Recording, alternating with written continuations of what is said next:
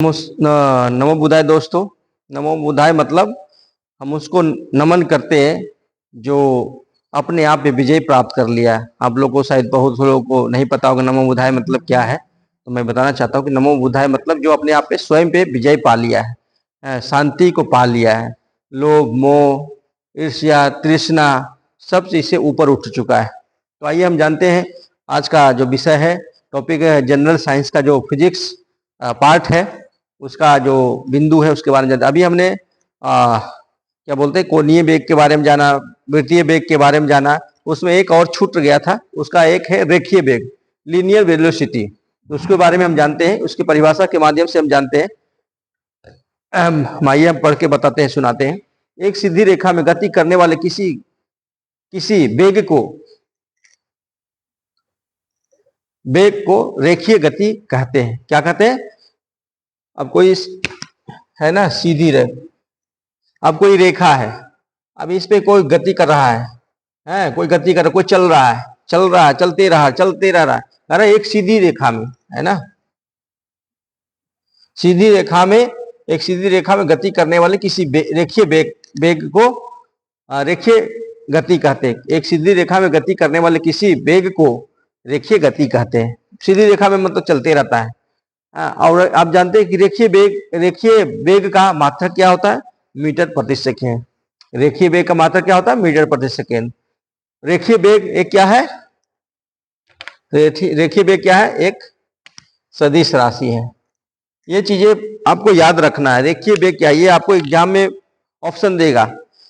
रेखीय हो गया, कोणीय हो गया, आपको विस्थापन हो गया, त्वरण हो गया, वेग हो गया, आपको चुनने के लिए देगा। क्या ना कि एक ये जो रेखीय है, वृत्तीय है, कोणीय है, कौन सा राशि है, तो आपको ये चीजें याद रखना सदिश। ये हर एग्जाम में पूछता है, बीपीएससी में तो अक्सर पूछते हैं, और भी पीसीएस एग्जाम है उसमें पूछते हैं, है ना। तो हमने जाना रेखीय वेग के बारे में। अब आइए हम जानते हैं, बहुत ही महत्वपूर्ण विषय है जो हम सब से आम लोगों से जुड़ा हुआ है। घर हो, परिवार हो, गांव हो, शहर हो, सब जगह से जुड़ा हुआ ये बहुत ही महत्वपूर्ण टॉपिक है।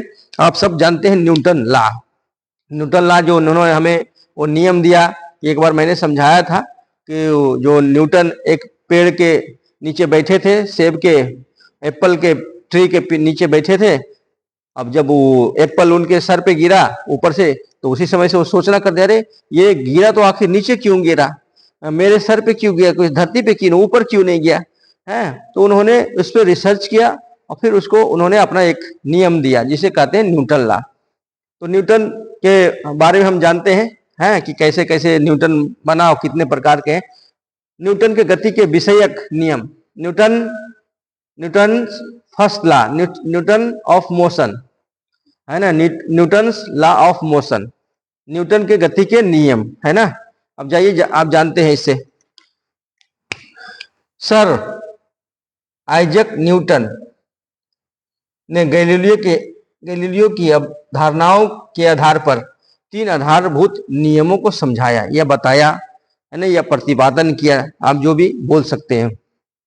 सर आइजक न्यूटन, इनका पूरा नाम क्या है? सर आइजक न्यूटन, ऐसे हम लोग शॉर्ट में न्यूटन बोलते हैं। तो इन्होंने गैलीलियो की धारणाओं के आधार पर इन्होंने 3 आधारभूत नियम को समझाया। तो आइए जानते हैं पहला नियम क्या है? न्यूटन फर्स्ट लॉ, न्यूटन के प्रथम नियम है। फर्स्ट लॉ क्या कहता है? प्रत्येक वस्तु पिंड तब तक अपनी विरामावस्था में बना रहता है और एक वेग से गति अवस्था में रहती है जब तक उस पर कोई, क्या लिखा है, कोई बाह्य बल कार्य नहीं करता या धक्का नहीं देता है, उसे विवश नहीं करता है। तो उसे हम क्या कहते हैं? न्यूटन का प्रथम लॉ कहते हैं, प्रथम नियम कहते हैं। आप समझ गए? प्रत्येक वस्तु या पिंड तब तक अपनी विरामावस्था में बना रहता है और एक समान वेग से गति में रहती है जब तक उस पर कोई बाह्य बल धक्का या विवश या जोर से नहीं करता है। तो इस बल को क्या कहते हैं? न्यूटन का प्रथम। जैसे आप जान सकते हैं, एक पत्थर है, बहुत बड़ा पत्थर है, चट्टान है, जब तक हम उस पर धक्का नहीं देंगे, जोर नहीं देंगे, तो क्या रहेगा? वो अपनी अवस्था में बना रहेगा। लेकिन जब हम कोई धक्का देगा, उसको वो आगे करेगा, तब जाके क्या हुआ, एक जगह से दूसरी जगह से चले जाएगा। तो ये हुआ न्यूटन का प्रथम नियम। अब आइए दूसरा जानते हैं। इस प्रथम नियम के जड़त्व के नियम, जड़त्व का नियम या गैलीलियो का नियम भी कहते हैं। ये प्रथम नियम को क्या कहते हैं, दूसरे बिंदु में जानते हैं। इस प्रथम नियम को क्या कहते हैं, जड़त्व का नियम या गैलीलियो का नियम भी कहते हैं। अब आइए दूसरे बिंदु पे चलते हैं। जड़त्व से तात्पर्य क्या है, जड़त्व का अर्थ क्या है, मतलब क्या है। जड़त्व से तात्पर्य है कि परिवर्तन के प्रतिरोध।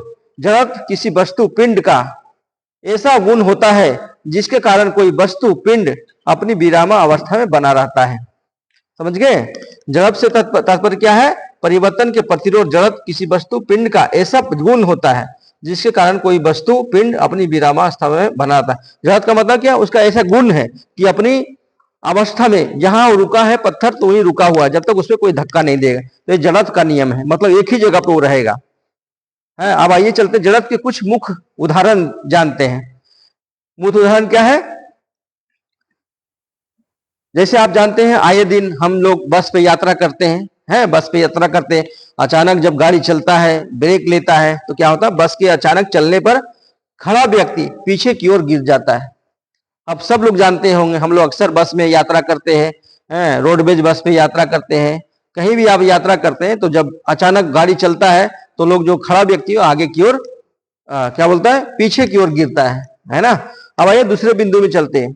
कंबल को तेजी से झाड़ना, झाड़ने पर धूल कण क्या होता है, अलग होता है। आप देखते हैं कि अब गर्मी में या जो भी हो रहा, धूल बहुत उसमें जम जाता है, तो क्या होता है, जब तेजी से झाड़ेंगे ना तो जितने भी धूल कण है उससे क्या होता है, अलग हो जाता है ना। आप ये तो व्यावहारिक चीज है, आप अपने घर में भी प्रयोग कर सकते हैं। सब लोग करते हैं, अक्सर जब ठंडी खत्म हो जाता है तो झाड़ झूड़ करके रखना चाहते हैं कि गर्मी में रख देते हैं, फिर ठंडी में हम इसको फिर से ओढ़ेंगे या यूज में आएंगे, है ना। तो ये हो गया कंबल, कंबल का उदाहरण। दूसरा है पेड़ की डाली को जोर से हिलाने पर फल का टूटना।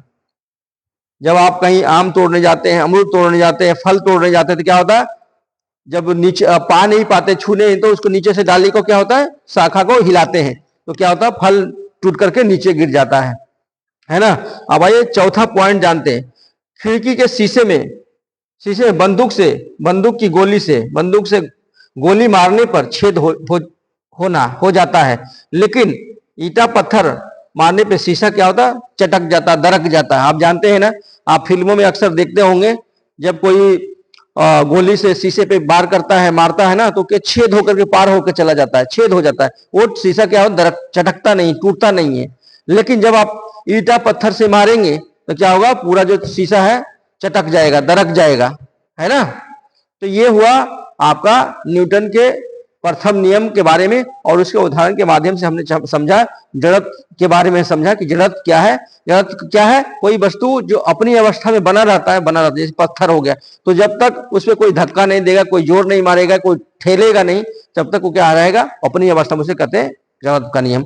तो हमने इस वीडियो में जाना कि न्यूटन के प्रथम लॉ के बारे में। इसके बाद अगली वीडियो में हम जानेंगे न्यूटन के और भी द्वितीय नियम है, उसके बारे में जानेंगे। तो इस वीडियो में इतना ही। इस हमारे चैनल को लाइक करिए, शेयर करिए, कमेंट करिए। बहुत बहुत धन्यवाद, थैंक यू।